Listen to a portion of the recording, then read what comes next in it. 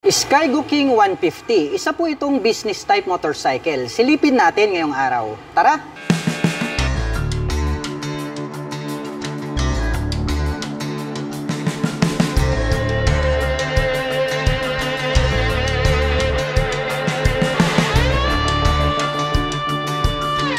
Skygo King 150, isa po itong business type motorcycle. Kaya kung naghahanap po kayo ng panghanap buhay na motorsiklo, at the same time, pwede nyong gawing pang service, pwede nyo pong i-consider ang isang ito. Silipin po natin ito pong kanyang headlight. Naka-LED na po pala, ito pong kanyang high beam. Habang naka-bulb type naman po yung kanyang low beam. At naka-pop up naman po na square type, ito pong kanyang mga bulb type na turn signals. At ito po ay gumagamit ng traditional na telescopic fork, gray color dito po sa kanyang front suspension. At mayroon na rin po itong rubber protector. At itim naman po ang kulay nito pong kanyang front fender. Gray color naman po yung kanyang hub. At ito po ay gumagamit ng mechanical trailing or drum brake para po dito sa kanyang front braking system. At ito po ay naka-spokes rim set. At may sukat po ang kanyang gulong rito sa harapan na 2.75/17. Mapunta naman po tayo rito sa bandang itaas. Ito po pala ay equipped with analog meter panel display. Makikita po natin dito yung kanyang speedometer, yung kanyang odometer, at yung kanyang RPM. Nandirito po sa bandang itaas yung kanyang fuel gauge.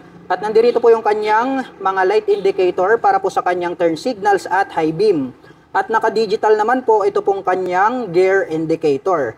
At ito po ay gumagamit ng mechanical key para po rito sa kanyang ignition. At ito po ay naka-naked handlebar na black color. At pagdating naman po rito sa kanyang mga button selectors, mayroon po itong high beam and low beam, turn signal selector at ang kanyang horn. Habang dito naman po sa kabila, may on and off ang kanyang headlight. Mayroon po siyang hazard button at ang kanyang electric starter. At itim naman po ang kulay nito pong kanyang clutch lever.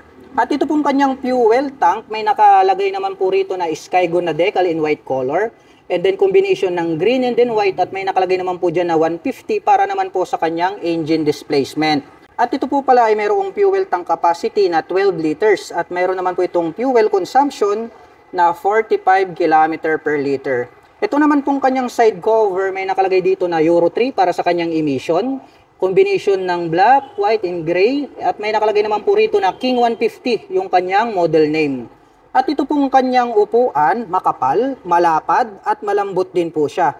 Itim naman po yung kanyang seat cover. May nakalagay naman po rito na 150 4-stroke para naman po sa kanyang engine specifications. At bukod dyan, mayroon na po pala itong integrated na rear carrier. Kung halimbawa gagawin nyo itong pang daily service, pwede po kayong maglagay dyan ng top box. At kung panghanap buhay naman, ay makakapagsakay pa kayo ng additional na tao. So kakasya po rito sa tansya ko, kasya po rito ang 3 tao. Mapunta naman po tayo rito po sa kanyang shifter. At ito po pala ay mayroong 5-speed manual transmission. Itim naman po ang kulay nito pong kanyang engine cover at may naka-intact naman po dyan na Skygo. At ito pong ating pillion step para sa ating rider, metal po siya at nagkaroon po siya ng rubber cover on top. Habang metal din po at nagkaroon ng rubber cover on top, ito pong ating pillion step para po sa ating back rider. Itim naman po ang kulay nito pong kanyang metal na side stand at center stand. Tubular din po ito pong kanyang swing arm at meron na rin po itong black color na chain protector. At ito po ay gumagamit ng dual shock absorber para po rito sa kanyang rear suspension at ito po ay adjustable. Nandirito po pala, meron po tayong makikita rito na susian. Silipin naman po natin ito pong kanyang taillight.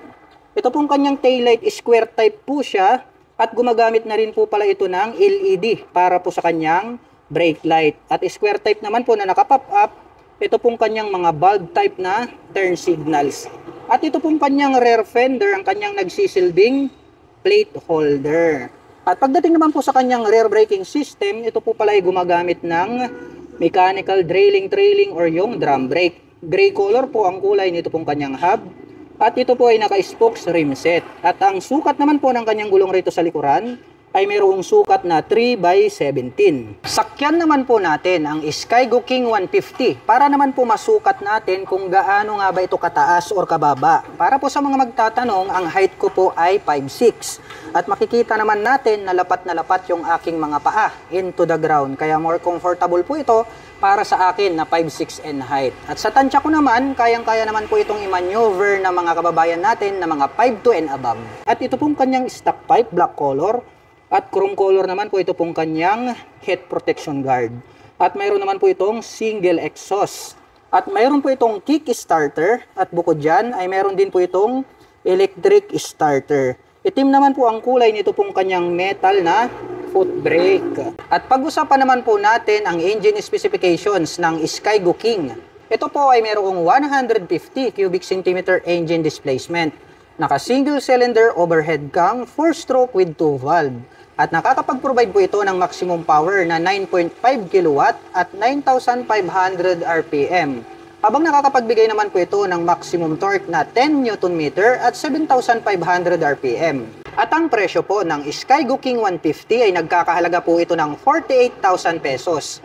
At kung gusto mo naman pong kumuha ng hulugan ay naka-zero down payment po ito. At mayroon naman po itong 2,475 pesos sa loob po yan ng 3 taon. At para naman po sa mga nakapanood ng video na ito at interesado pong maglabas ng mga Skygo motorcycle, ay maaari nyo po silang tawagan sa kanilang contact number at maaari nyo rin po silang puntahan dito lamang po yan sa Posorobio, Pangasinan.